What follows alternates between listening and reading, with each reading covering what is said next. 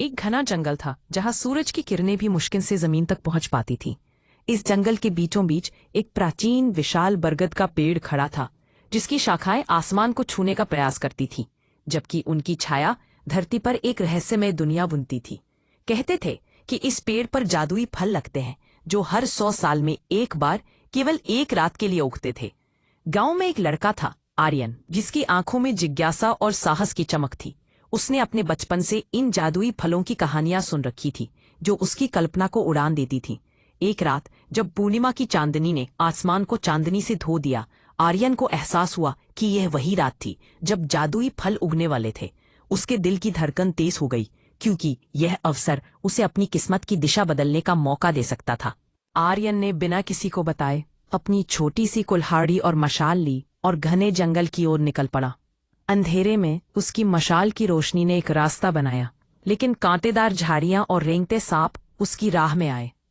हर कदम के साथ उसके मन में साहस का जज्बा बढ़ता गया। उसने अपने संकल्प को मजबूत किया, यह सोचते हुए कि वह अपने गांव के लिए कुछ बड़ा करने जा रहा है। कई घंटों की कठिन यात्रा के बाद वह अंततः बरगद के पेड़ तक पहुंच गया। पेड़ के चारों ओर एक हल्की सुनहरी चमक थी और उसकी शाखाओं पर छोटे छोटे चमकते हुए फल लटक रहे थे। आर्यन ने ध्यान से एक फल तोड़ा। जैसे ही उसने उसे छुआ, एक अद्भुत रोशनी पूरे जंगल में फैल गई।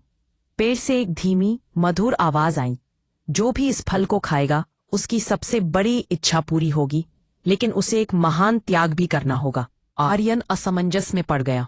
उसकी सबसे बड़ी इच्छा थी कि उसका गांव गरीबी से मुक्त हो जाए, लेकिन क्या त्याग करना होगा? उसने हिम्मत करके फल का एक छोटा सा टुकड़ा खाया। इस टुकड़े के साथ उसके मन में एक नई हलचल पैदा हुई। अगले ही पल आर्यन ने खुद को अपने गांव के बीच पाया, लेकिन ये वही गांव नहीं था जिसे वह जानता था। चारों ओर हरियाली थी, लोगों के चेहरे पर खुशी थी और समृद्धि हर जगह नजर आ रही थी। आर्यन समझ गया कि उसकी इच्छा पूरी हो गई थी, लेकिन तभी उसे महसूस हुआ कि उसकी आवाज चली गई है। वह कुछ बोल नहीं पा रहा था। यही वह त्याग था जो उसे करना पड़ा था, अपने गांव की खुशी के लिए अपनी आवाज का बलिदान।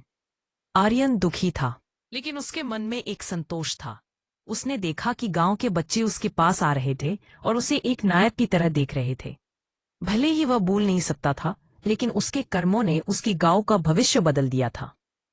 उसकी आंखों में आंसू थे, लेकिन ये आंसू गर्व और प्रेम के थे। सीख, सच्ची खुशी दूसरों की भलाई में है, और कभी कभी सबसे बड़ा बलिदान ही सबसे बड़ी उपलब्धि बन जाता है।